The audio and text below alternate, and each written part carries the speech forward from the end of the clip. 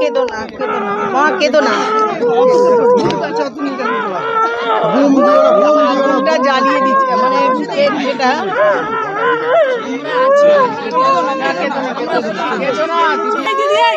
খানা দিন কালে তোর আইকে আগুন বারো তো আগুন আগুন নেই কাঁদ নেই কাঁদ নেই কাঁদ নেই কাঁদ আমার তো কাঁদি তোর বুকে জ্বালা সবের বুকে জ্বালা তোর একার জ্বালা নেই সবের লড়াই গাই নেবে তো কান্না করা দিন কালে তোর লড়াই আগুয়াই যাবো তো কাঁদলে যাবে কি করে কেঁদো না। মুখ ঢেকে আর কিছু বলবো মুখ ঢাকায় লড়াই নেই, মুখ খোলকে লড়াই, মুখ খোলকে লড়াই, মুখ ঢাকায় লড়াই নেই। চুপ কর।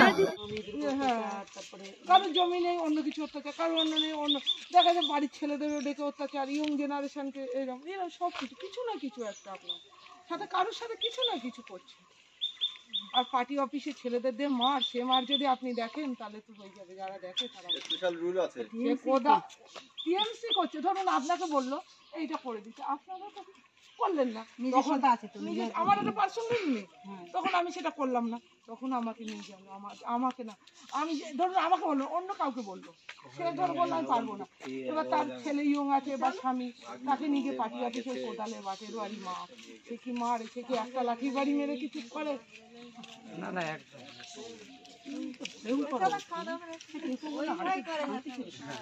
আমরা যখন আসে না আর আমরা তো ভোটই দেয় না, ভোট দিতে গেলাম, ভোট দেওয়ার কোনো দরকার নেই, বলছে ভোট দিতে হবে না, চলে যাও, ভোট হয়ে গেছে। না না না এরকম ছিল না, যথেষ্ট শান্ত। আমি শুনলাম নিরাপদ সর্দার ছিল, নিরাপদ সর্দার ভালো ছিল,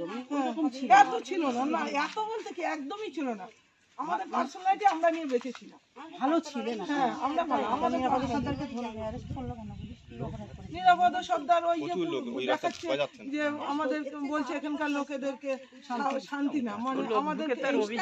উস্কানি দিচ্ছে, মানে আমরা একটা আন্দোলনটা করি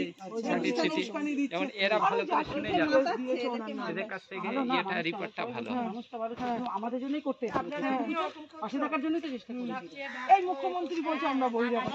কিন্তু মুখ ঢেকে না বলে আমরা যদি মুখ ঢেকে না কথা বলি, আপনি ধরুন একটা মিডিয়ায় ছেড়ে দিবেন, তাহলে তো আপনার তারপরে ভোটার লিস্টটা বের করে ওর স্বামী ওর ছেলে তখন আর মুক্তাদের বহিরাগত বলছে, বহিরাগত আরো তো কত যারা বহিরাগত প্রধান করেছে কাকে, সে তো বহিরাগত, তিনি চাকরিও করছেন, এটা তো নিয়ম না সরকার, প্রধানমন্ত্রী প্রধানই আর অত্যাচারের তো শেষ নেই।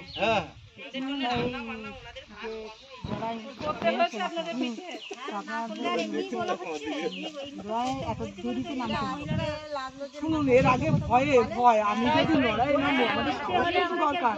যে ছিল সামনে সে যে কত হিংস্র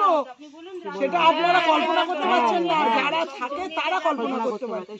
আপনারা ধরুন চলে যাবেন, কিন্তু আমরা তো কি করতে যাবো না, আমাদের থাকতে হবে, সন্তান স্বামী নিয়ে বলুন আমি বাড়ি ছেড়ে যেতে পারবো না, কিন্তু তখন আমরা তাহলে কি পরিস্থিতিতে দেখে নেবো, বলছে যে মেয়েদের উপরে যে অত্যাচার, হ্যাঁ ডেকে নিয়ে যেত, আমরা আপনাকে ধরুন আমরা 5 জন মিলে, আপনি সুন্দরী, আপনাকে ঢুকে যাও, তোমরা চলে যাও, তোমাদের এখানে কোনো দরকার নেই, এইবার তার ভিতরে কি এবার ধরুন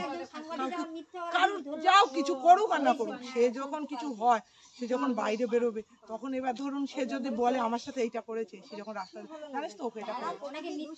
হ্যাঁ তার স্বামী সন্তান তার ছেলেরা বড় হবে, আন্দোলনটা তুমি করি